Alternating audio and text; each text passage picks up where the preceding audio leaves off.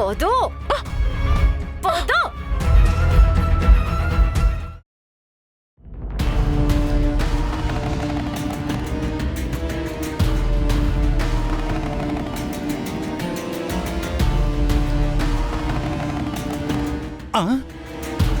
ఇదేంటబ్బా ఆజ్యలాగుందే?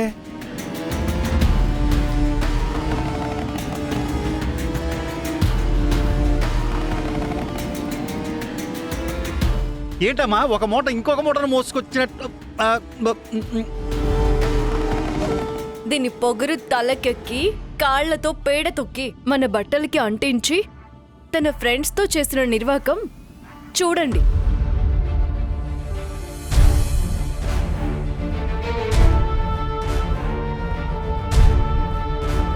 అయ్యయ్యయ్యయ్యో, అందుకు నువ్వు ఇక్కడికి తీసుకొచ్చావు అంతేనా? ఇప్పుడు బాగా ఉతికిస్తావు, నాకు అర్థమైపోయింది. కరెక్ట్ గా చెప్పావు మామయ్య. ఇప్పుడు నీ బట్టలతో పాటు ఈ బట్టలు కూడా శుభ్రంగా ఉతికే, లేకపోతే నిన్ను ఉతికి ఆరేస్తాను. ఏంటి అలా చూస్తున్నావు? మీ అమ్మకి ఫోన్ చేద్దాం అనుకుంటున్నావా? లేదంటే నువ్వు ఇక్కడున్నావని తెలిస్తే మీ అమ్మ పరిగెత్తుకుంటూ వస్తుందనుకుంటున్నావా?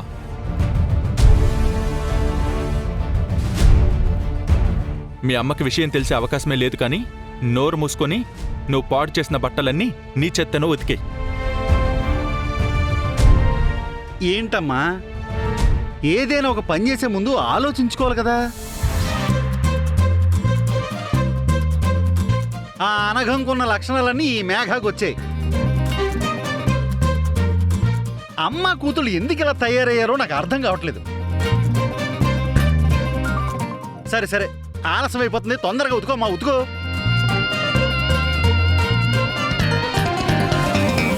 అర్రే, ఉతకాలంటే సబ్బు కావాలి కదా. అబ్బాబా, ఒక్క నిమిషం ఇప్పుడే తీసుకొస్తా.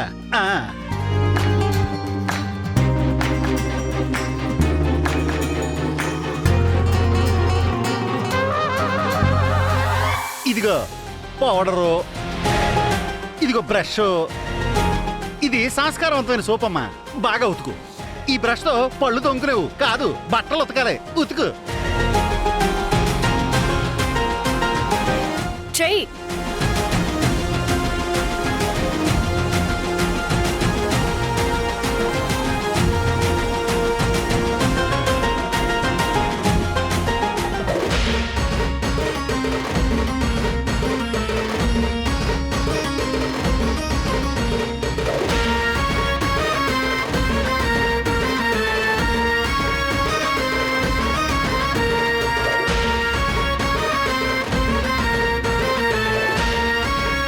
అది అలా ఉతికితే ఈ బట్టలు మురికే కదమ్మా, నీ ఒంటికి పట్టినా నీ బుర్రలో ఉన్న మట్టి కూడా పోద్దాయి. ఉతుకు ఉతుకు.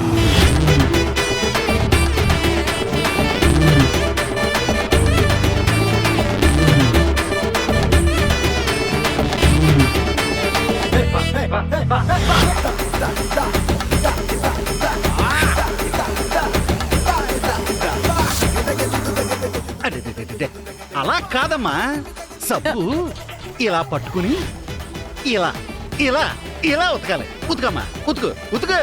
అదిగో అవన్నీ కూడా ఉతుకు.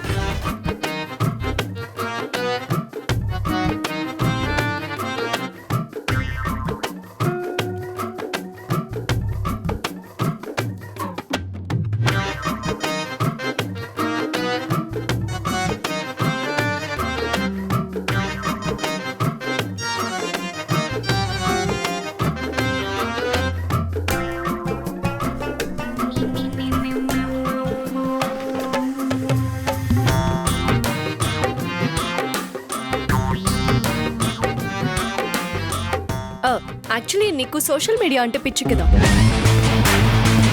నువ్వేం చేసినా వైరల్ అవుతుంది అనుకుంటావు కదా.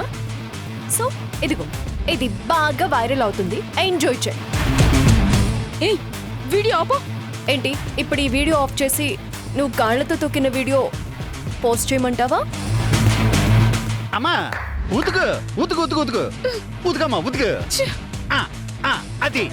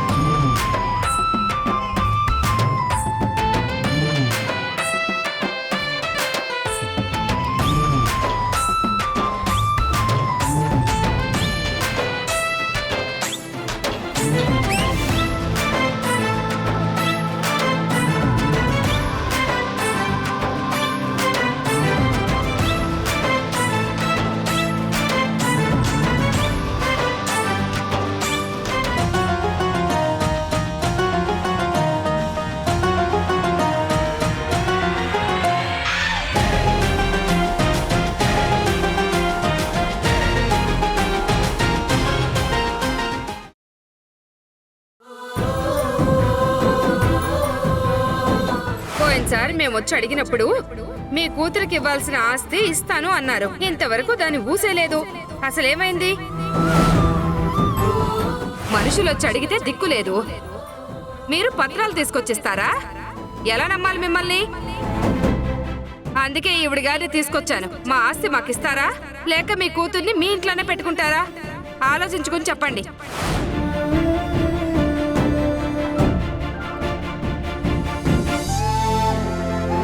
రామా, సార్,